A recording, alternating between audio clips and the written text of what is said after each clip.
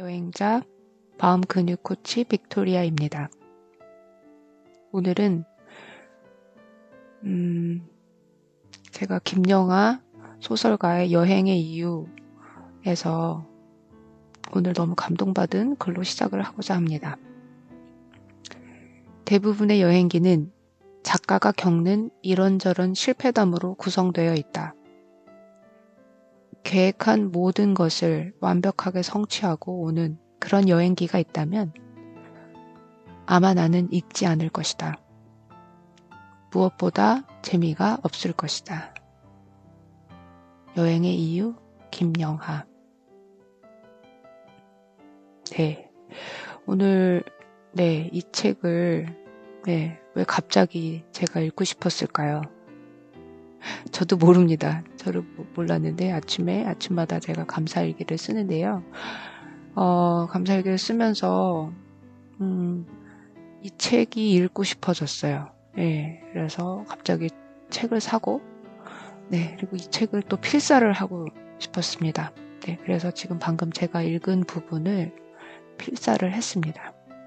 그러면서 이제 감사일기를 쓰기를 시작했는데요. 그 이유를 알 수 있었습니다. 저는 브런치 작가 되기 첫 번째 도전에 실패한 후 먼지물을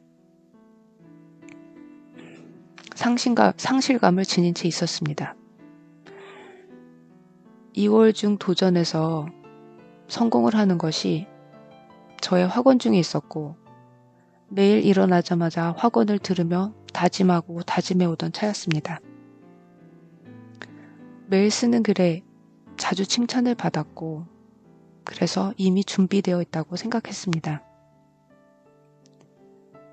계획대로 착착 진행되어 있었으므로 특별한 준비 없이 그냥 있는 글을 사용해 올렸습니다.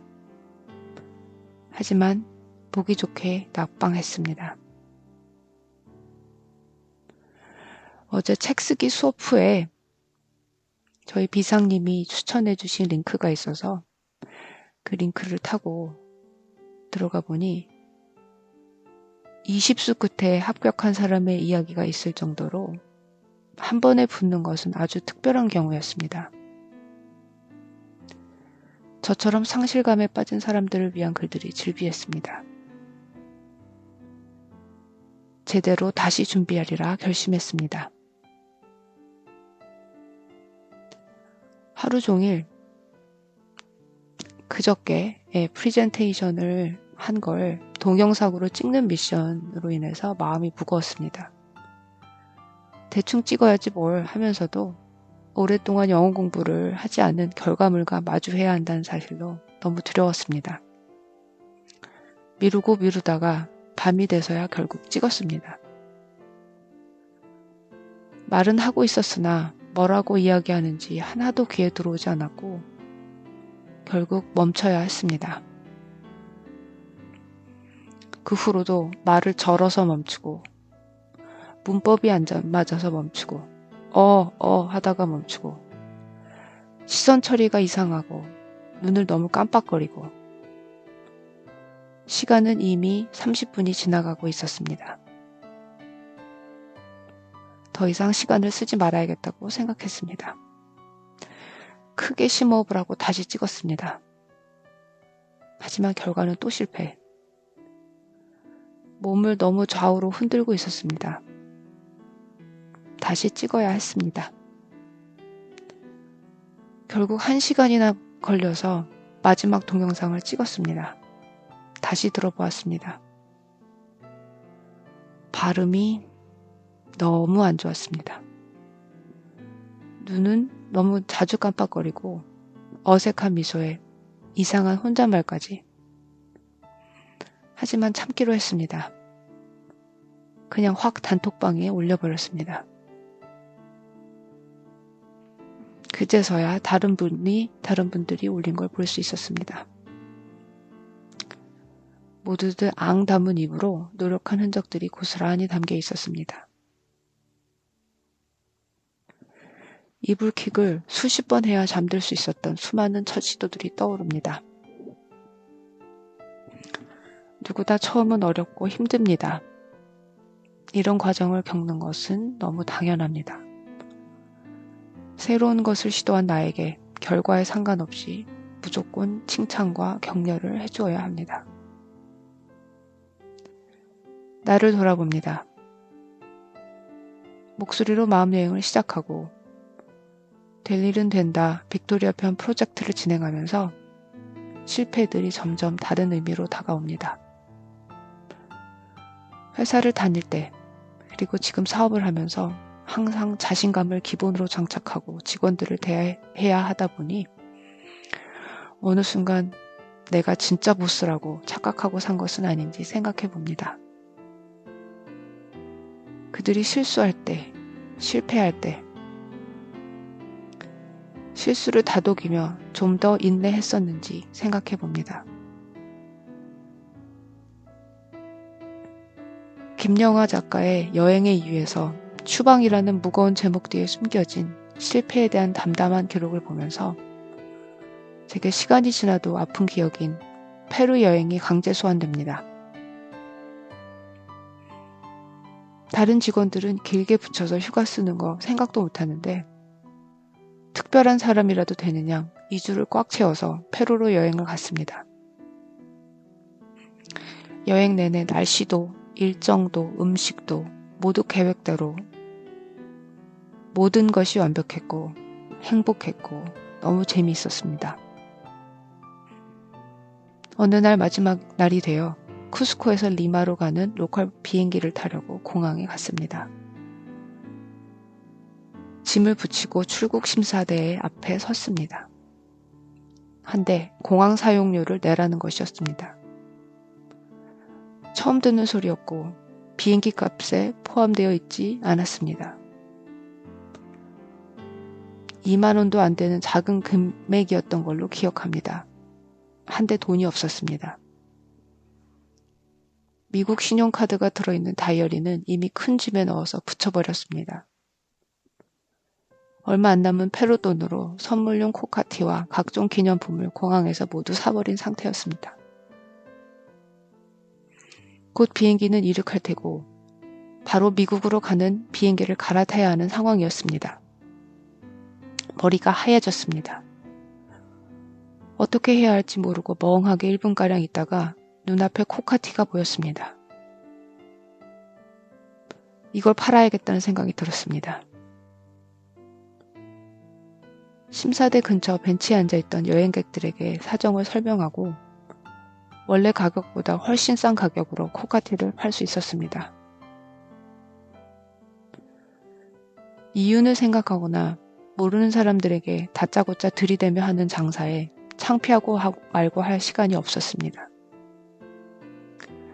그렇게 물건을 팔아 공항세를 내고 미친 듯이 비행기가 서 있을 게이트를 향해 죽을 힘을 다해 뛰었습니다.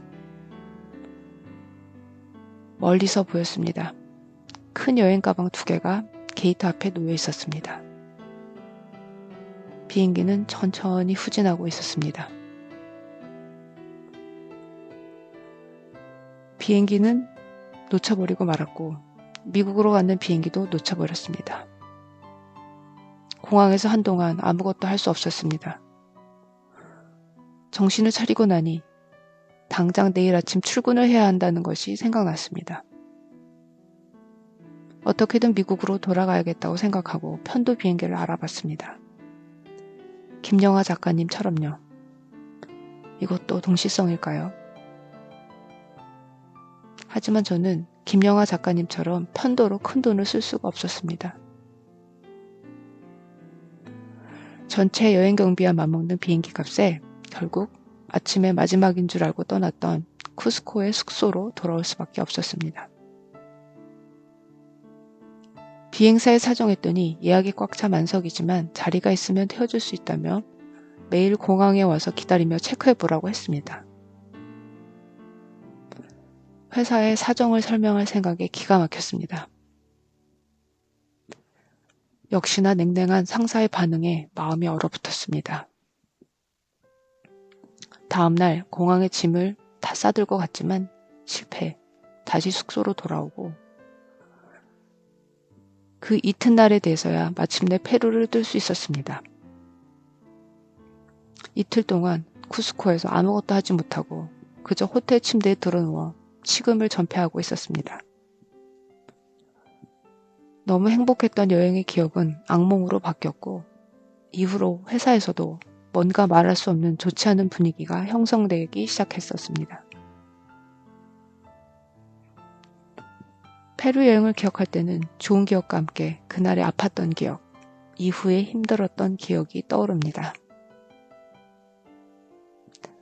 목소리로 마음여행을 시작하고 가이드로 매번 다른 여행자님들을 모시고 여행을 출발합니다. 그리고 또 저만의 마음여행을 계속해야 합니다. 하지만 그들도 나도 매일 실패의 연속입니다. 오늘 아티스트 웨이를 읽고 여행의 이유를 또 읽고 진정한 여행자의 태도에 대해 우주의 가르침을 겸손하게 받아들입니다. 새롭게 확언을 만듭니다. 나는 모든 일을 최선을 다하되 기분 좋은 한도 내에서 끝마칩니다. 매일 실패할 수 있겠지만 오히려 감사하고 기뻐하겠습니다. 실패를 당연히 여기고 매일 다시 일어나겠습니다. 슬퍼하고 있을 분들을 위해 기록으로 남길 것입니다.